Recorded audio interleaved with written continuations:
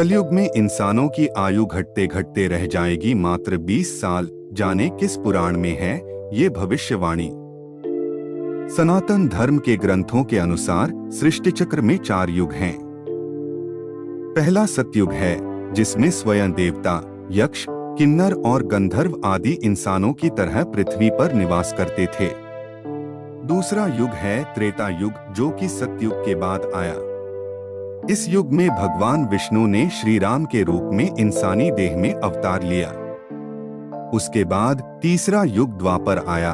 उस युग में भगवान ने श्री कृष्ण ने अवतार लिया। आखिर में शुरुआत हुई कलयुग की, जो कि अभी चल रहा है।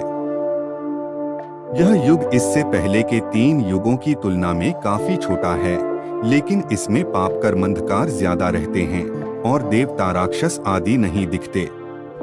इस युग में मनुष्य ही सर्वश्रेष्ठ होते हैं, जो जन्म लेते हैं, संसार को भोगते हैं और फिर एक दिन मर जाते हैं।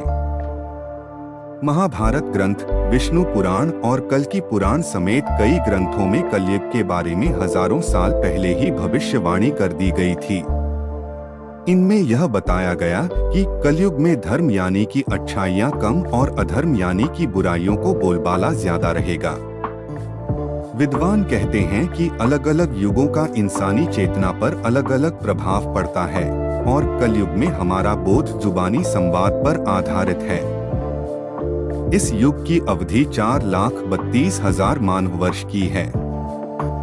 इसमें मानव की आयु 100 साल के आसपास रह गई है।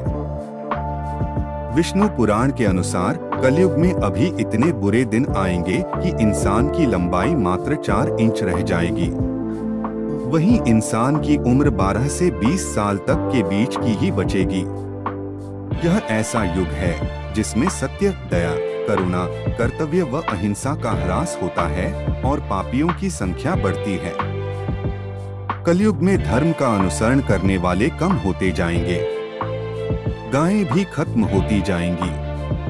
इसके अलावा धरती पर हजारों साल से मौजूद कुछ निशानियां विलुप्ति के कगार पर हैं। अभी कलयुग को प्रारंभ हुए 5,500 वर्ष ही बीते हैं।